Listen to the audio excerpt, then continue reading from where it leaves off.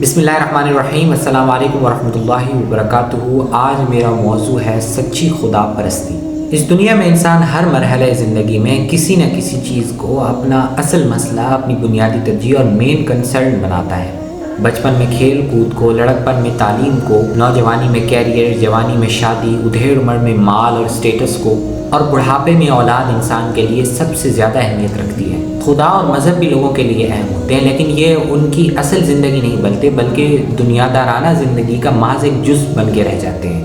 یہ جز بھی اپنا ظہور قلب و روح کی سطح پر بہت کم ہی کرتا ہے، اور ان کی تمام تر خدا پرستی کچھ ظاہری اعمال، مخصوص وضاحتیں اور اپنے مسلک اور فرقے سے متعلق اعمال و تصورات کے بیان و تعمیل تک محدود رہتی ہے۔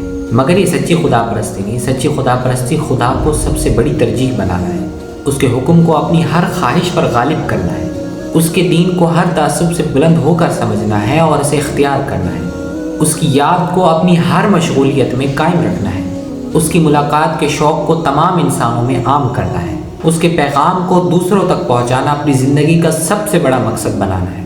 یہ سچی خدا پرستی اختیار کرنا کبھی آسان نہ تھا، مگر اس دور خواہش میں جب یہ دنیا آسائش و سہولیات اور نت نئی دلچسپیوں کی وجہ سے ہمیشہ سے زیادہ پرکشش ہو چکی ہے، سچی خدا پرستی اختیار کرنا بھی اسی اعتبار سے حد سے زیادہ مشکل ہو چکا ہے۔ اور یہی وجہ ہے کہ جو شخص اس دور میں سچی خدا پرستی اور اس ربانیت کو اختیار کرے گا، وہ جنت میں اعلیٰ مقام پائے گا۔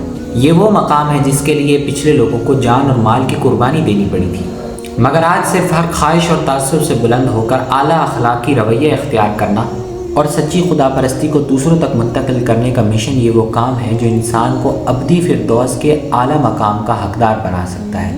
اللہ تعالیٰ سے دعا ہے کہ وہ ہمیں بھی سچی خدا پرستی اور اس ربانیت سے باخبر فرمائے۔ آمین۔ وما علیہ الا البلاغ المبین۔